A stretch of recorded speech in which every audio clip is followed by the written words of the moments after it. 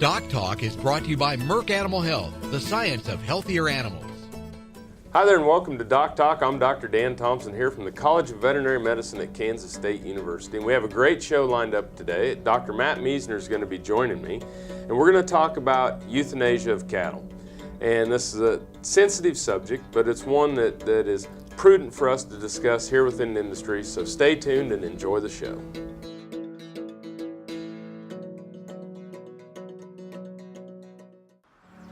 As dependable as the sunrise, in dairy parlors, open pastures, on ranches and feed yards across America, a place where reputation is more than a name, where the science of healthier animals is a way of life.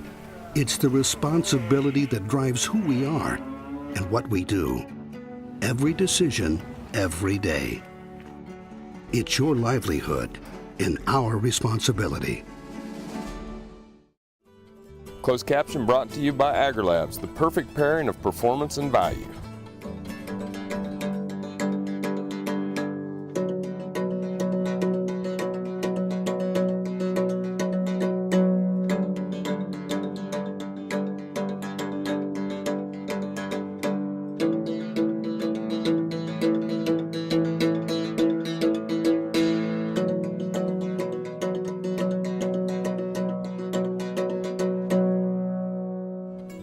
This segment brought to you by the new Hired Hand Portable Cow Sprayer. For more information, visit cowsprayer.com.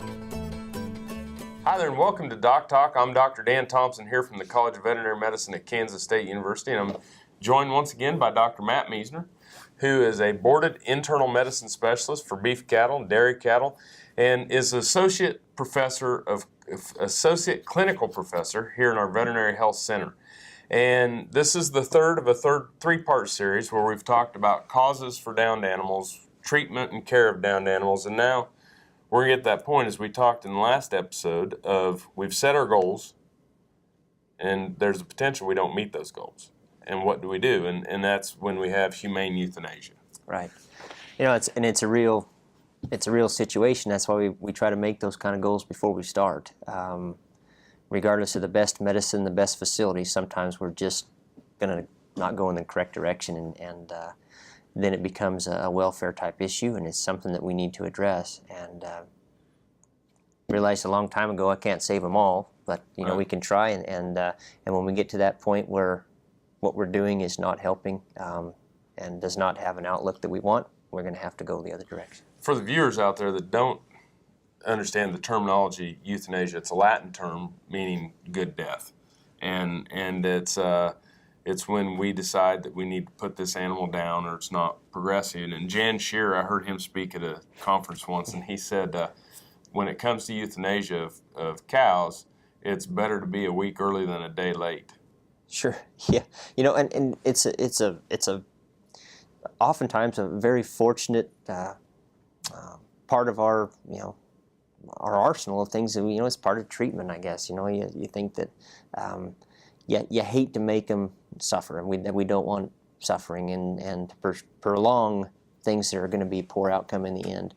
It's just the wrong way to go. Yeah, and we in veterinary medicine took an oath for the relief of suffering of animals, and I think farmers and producers, they may not take that oath directly like we do at graduation day, but we all have a responsibility to these animals to treat them with humanely, with dignity, and relieve the suffering when we can. Right, and that's part of it.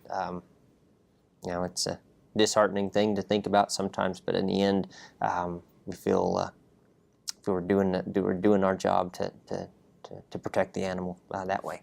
Yeah. So we're going to be getting up against a break, but when you think about euthanasia and that, what's the first thing that comes to mind as far as it's time that we aren't going to be progressing? Oftentimes, what I see is an attitude change where oftentimes it's appetite or awareness of surroundings. Different things are going the wrong direction because they can't tell me things. I can't talk to them yet. Right. Someday maybe, but overall attitude has changed, and we're going the wrong direction. Feed consumption, that kind of thing, tells me, hey, we need to start probably going the other way. Well, let's take a break and come back and continue our discussion. You're watching Doc Talk, and we're sure glad to join us. This Meet the Future Veterinarian is brought to you by Zuprevo. Choose confidence. Choose Zuprevo for BRD treatment. Kevin Jock grew up on a 90-cow dairy farm in Livingston, New York. After the family farm was sold in 2006, he decided to become a large animal veterinarian. Kevin graduates in May of 2016 from Ohio State University, and soon after will begin his veterinary career at Country Road Veterinary Services of Apple Creek, Ohio.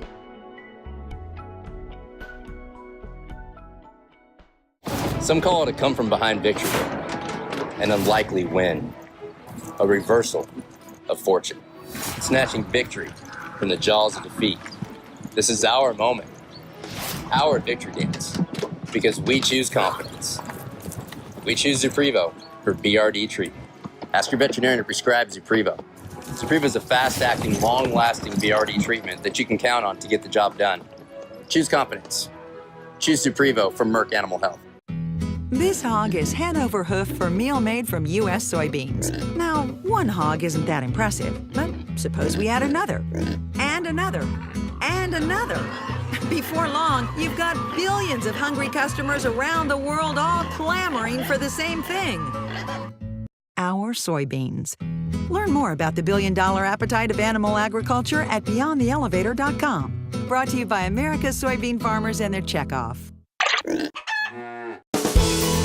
Horn flies are a nuisance and a production loss, so getting rid of the problem is important. What I like about the vet gun is you don't have to go out there weekly to treat them with a topical fly applicant. It has some duration, it lasts. You see the increase in weight gain, it just works. I've used it on our 1,500 cow-calf operation, and it makes me more confident in saying, hey, this product's gonna work on your operation too.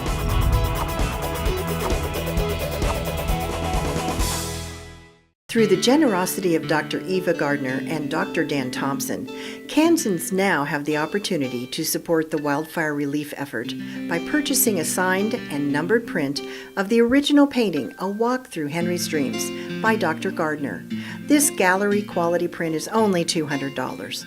Order your print today online or call 785-273-5115. Please help support the Kansas Livestock Foundation Wildfire Relief Fund. This segment brought to you by the new Hired Hand Portable Cow Sprayer. For more information, visit cowsprayer.com. Welcome back to Doc Talk. Dr. Dan Thomson here with Dr. Matt Miesner, and we're from the College of Veterinary Medicine here at Kansas State University, and we're talking about euthanasia of cattle. And when we went to break, we were talking about, there's a change in attitude. This animal is giving up, and has decided it's time. So what are some of the other things as a veterinarian when you walk out there and you say, okay, this happened, we're going to euthanize the animal, or this happened, and we need to make the decision? Well, we talk about attitude and that kind of thing, but that still becomes somewhat of a subjective measure, and a difficult one to really make an ultimate decision on a lot of times. Other things would be, I'm sure you talked about, calving paralysis, okay? She's down, she's not able to get up, or she's a little bit wobbly.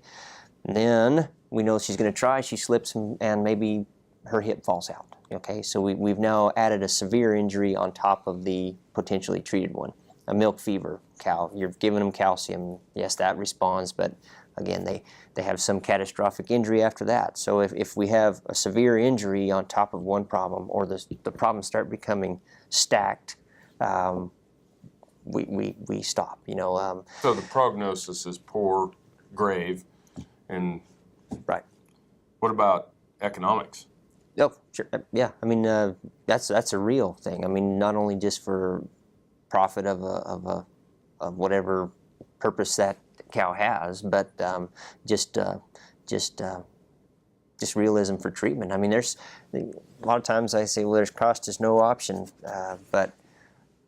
and it may not be, but oftentimes that just putting more finances into it is not still not in the good benefit of the cow. I think one thing that's really important for our industry is don't take these animals to the sale barn. Don't take these animals You know, these animals that are down, that can't get up, that are non-ambulatory, those animals, if you're not going to have the opportunity to treat them or the wherewithal to treat them or the economics to treat them, we need to euthanize them. Sure. Don't put them in a sale barn. Don't put them in a public place and display our failures. Relieve the suffering. Absolutely, yeah. It's one of those trying to get the last little bit doesn't do anybody, the industry or the animal, any good. And No. so that's another thing. And especially the animal. The animal's the one that's going through the most. Right. And you know, so we don't want to do that. Those animals can't be accepted into the food chain. Nope. So it's time to make a change. I mean, and some of the therapy just runs out. I mean, we can float cows in a big tank, and I use that as a prognosis as much as any. You know, if I can't get her up in the tank and float, then that tells me this cow is in a world of problems, and that might be a cutoff as well. You know, so part of your therapy runs out. We don't have the ability to do it, or the best therapy is not working. So attitude, prognosis, stacking of events, the economics of the situation, and just general understanding of this animal facilities and what's going on. Right. And we make the decision. Yeah, we come to it.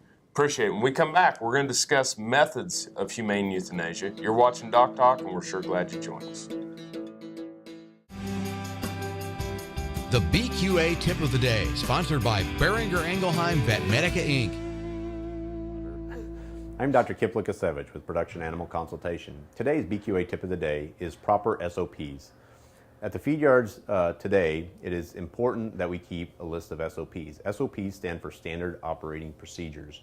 Those operating procedures can entail anything from abortion procedures, castration procedures, and dehorning. The biggest one is the cattle care and handling guidelines. I think it's really important to have those SOPs on hand, just so that when people come and they audit your yard or do an assessment, we at least can show that we've had proper training and we have proper material for those yards. The other thing that we keep in our SOPs is our processing and treatment procedures. And so one of the biggest things here is making sure that we have the drugs that we're using, as well as when we do our treatment procedures, that it's listed out in order as far as what the symptom is, the diagnosis is, as well as what the treatment regimen would be. So that is our tip of the day.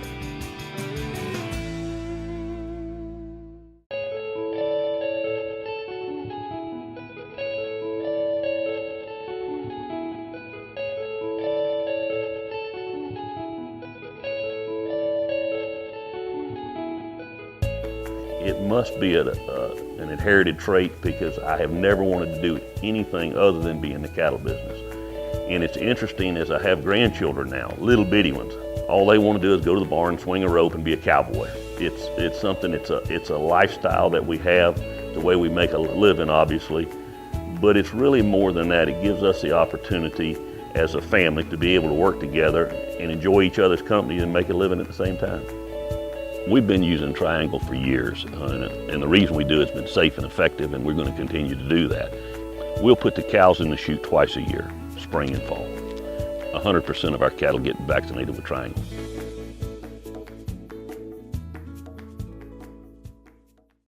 Broadband has become as important to us as highways. That is why DocTalk is teaming up with NTCA, the Rural Broadband Association, and rural broadband companies like Blue Valley Telecommunications in fighting for quality broadband access through the program Smart Rural Communities. I don't think we have any idea what's coming in the future. I couldn't have imagined 5 years ago what we're doing today. So in 2 years, I would guess there's things we can't imagine that we're going to be doing. To learn more, visit ntca.org/smart or bluevalley.net. Valley Vet Supply is devoted to providing information and professional quality products at reasonable prices. Valley Vet Supply. This segment is brought to you by the Beef Quality Assurance Program and the Kansas Beef Council, improving animal care and beef safety for more than 20 years. Welcome back to DocTalk. Dr. Dan Thomson here with Dr. Matt Miesner. And we are both faculty members here at the Kansas State University College of Veterinary Medicine. We're talking about euthanasia of cattle. And we've talked about now, we've gotten to the point when to make the decision. to do it with dignity, to do it with, save dignity for the animal. What are the American Veterinary Medical Association and the American Association of Bovine Practitioners have euthanasia guidelines, but what are the main methods in which we can use? Well, we're still, whatever it is going to be, swift and hopefully immediate. Render that animal completely unconscious. Right. Yep. And the methods that we have available are, gunshot, captive bolt, and then the intravenous barbiturate overdoses, those kind of things that are legal and safe to do these with. Yeah, and I think it's almost equally important is that, gunshot, captive bolt, and overdose of barbiturates are the legal methods of euthanasia. Make sure no blunt force trauma, no sledgehammers, no, swinging objects. Blunt force trauma is hitting them in the head with something. We don't want to do that. Injection of illegal substances, no electrocution, no injection of air. Absolutely. Yeah, I mean, there's some horribly toxic chemicals that can be injected into an animal and, yes, eventually die. But the process to the ultimate end is not humane. Not humane. It's not only unsightly, it's not humane to that animal. Yep. So we have legal, tried, true methods for euthanasia, and that's what we stick with. Okay, now the overdose of barbiturates is definitely going to be, that's a controlled substance, definitely going to be a veterinarian, has to come to the farm, has to perform the procedure, and if you do that, do not render those animals because the barbiturate's on board, so those animals are going to have to be buried or... Yeah, there's some specific guidelines for that because the barbiturate's still active. There's plenty of situations where predators or scavengers have been poisoned by the barbiturate. Right. So if they're done that way, they need to be... Got to take care of the carcass. Take care of it, yeah. So let's talk about the other two. The two that probably, if you're a producer or veterinarian that are out there on the farm, we're going to use the most, gunshot and captive bolt. Yes.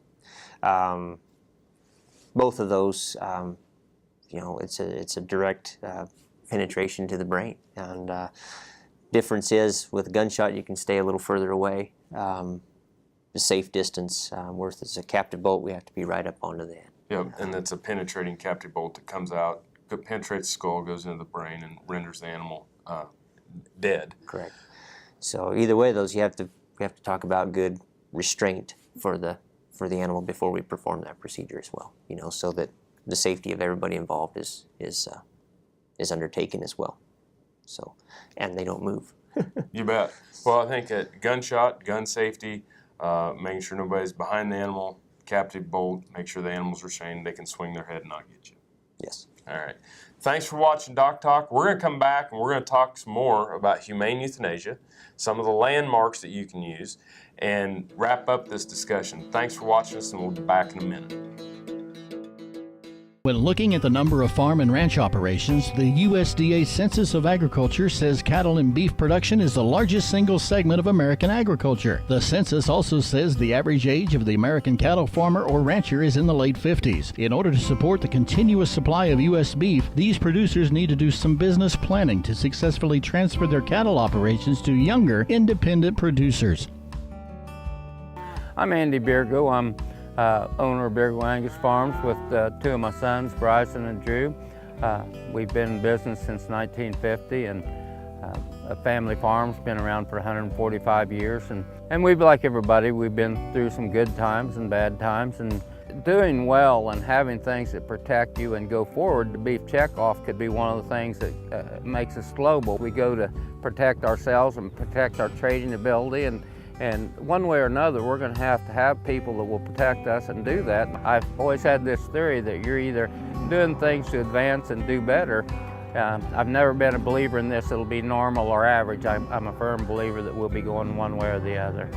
And without protection and advertisement and teaching people to believe in what we produce, it's more about producing the consumer. That's our client than maybe it is proving it to ourselves. For me, one of the most important aspects that the beef checkoff provides is sustainability for future generations. My brother and I both have daughters, that we can see a future in the life that our grandfather has lived, that our father has lived, and now that we are getting to be a part of, and also the opportunities out there for our daughters now.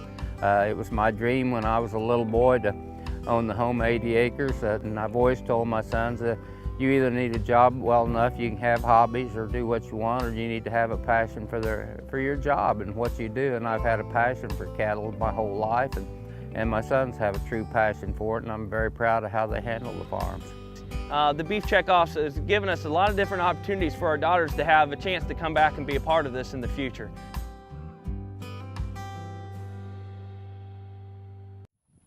Healthy cows start with the new hired hand automatic livestock sprayer. Rancher invented to provide an efficient alternative to pour-on and injectable parasite management systems. The portable design allows cattle to treat themselves head to hoof. Strategic device placement with pass-through activation technology takes the stress out of parasite treatment for cattle and the rancher, leaving more time to tend to other vital tasks on the farm. To learn more, visit cowsprayer.com. The new hired hand makes healthy cows easy.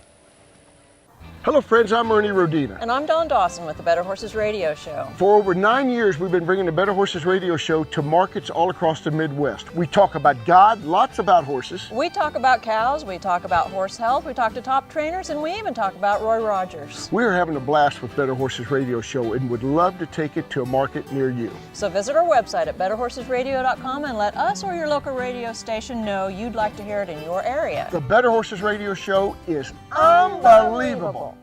This segment is brought to you by the Beef Quality Assurance Program and the Kansas Beef Council, improving animal care and beef safety for more than 20 years. Welcome back to DocTalk. Dr. Dan Thomson here from the College of Veterinary Medicine with Dr. Matt Miesner, who is a boarded internal medicine specialist here in the Veterinary Health Center, and you're an associate clinical professor, and we're talking about euthanasia of cattle. And I think we'll just wrap up. Let's talk about gunshot and the use of gunshot as a humane method, which it is an approved method for euthanasia of cattle. Two things I want to touch on as we wrap up today. What type of loads and ammunition do we use, guns, and then location?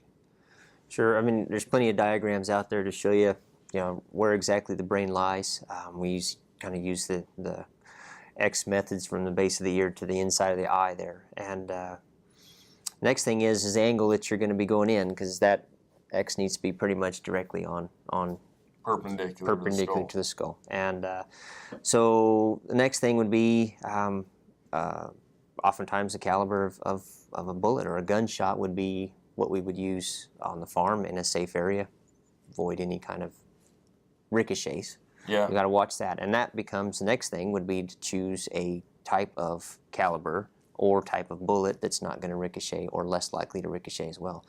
And oftentimes things like hollow point bullets might fragment before they penetrate the skull. Okay,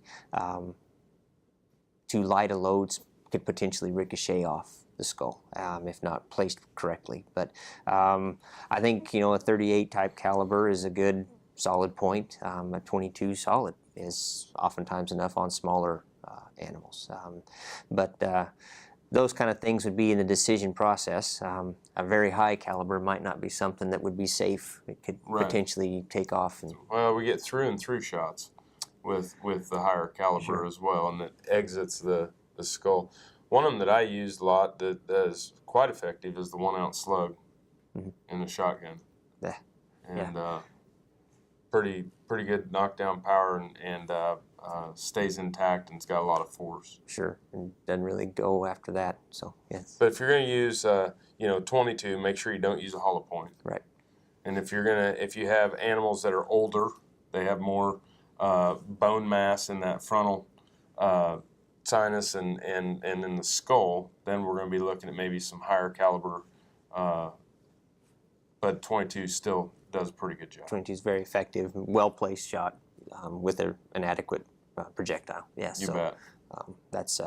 I think location is probably more important, and the thing that people, and you jump in here, but the thing that I see is that people will shoot too low. Mm-hmm. They don't understand that it's the medial canthus or inside that eye to the opposite pole, and where that X, and from the diagram one can see where we need to be. Sure. And angles. I mean, a lot of times you can draw that, and then you kind of shoot too low, and you hit just a sinus, and all it is just sort of avoid is air space. And so, yeah, I kind of use the air a little on the high side. You bet. But yeah, safety, position, accurate shot placement. So perfect. Safety. Thanks for watching DocTalk today. Make sure you work with your local veterinarian on issues such as humane euthanasia.